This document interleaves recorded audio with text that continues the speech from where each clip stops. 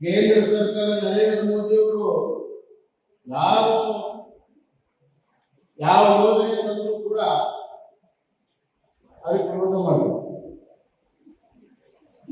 ನಮ್ಮ ಪ್ರಧಾನಮಂತ್ರಿ ಆವಾಸ್ ಯೋಜನೆ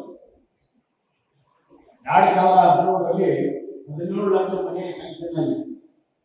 ಒಂದು ಹೊಸ ಸಾಫ್ಟ್ವೇರ್ ಇದ್ರ ಪ್ರಕಾರ ಮಾಡ್ರಿ, ನಾವು ಮಾಡೋದಿಲ್ಲ, ಸಾಫ್ಟ್ವೇರ್ ಚೇಂಜ್ ಮಾಡೋದಿಲ್ಲ ಅಂತ ಹೇಳಿ 4 ವರ್ಷ ಅದರಾಗ ಕಳೆದೆ.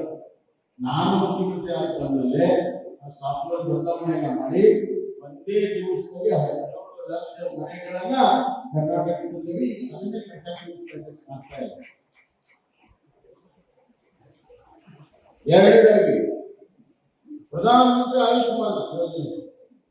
ಪ್ರಧಾನಮಂತ್ರಿ ಆಯುಷ್ಮಾನ್ ನಾವು ಇದನ್ನ ಅನುಷ್ಠಾನ ಮಾಡೋದಿಲ್ಲ. ಯಾಕೆ ಬಡವರ ಆರೋಗ್ಯ ಬೇಕಾಗಿಲ್ವಾ?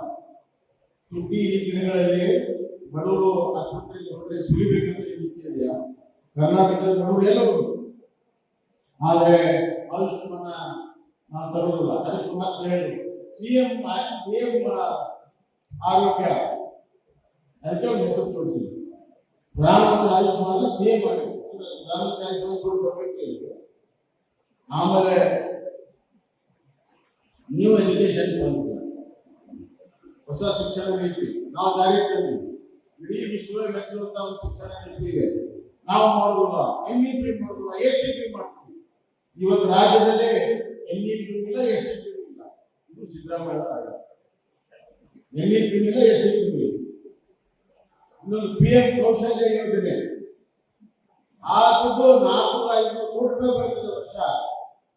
ಅದನ್ನು CM ಕೌಶಲ್ಯ ಯೋಜನೆ, ಅದನ್ನೆಲ್ಲ ದುಡ್ಡು ತಿಂದು ಪ್ರೈವೇಟ್ ಕೊಟ್ಟು ದುಡ್ಡು ಕೆಲಸವನ್ನು ಮಾಡ್ತಾರೆ. ಆಮೇಲೆ ಇಲ್ಲಿ ಹಾವೇರಿ ಆಯ್ತಲ್ಲ, ಜನ ಔಷಧಿ ಕೇಂದ್ರ, ಬಡವರಿಗಾಗಿ ಅತ್ಯಂತ ಕಡಿಮೆ ದರದಲ್ಲಿ ಔಷಧ ಕೊಡುವಂತ ಒಂದು ಯೋಜನೆ. ಇವರು ಆ ಆರೋಗ್ಯ ಕೇಂದ್ರದಲ್ಲಿ ಇರ್ಬಾರ್ದು, ಅಲ್ಲಿಂದ ಯಾಕೆ ಗೊತ್ತಿಲ್ಲ, ಹೇಳೋದಿಲ್ಲ.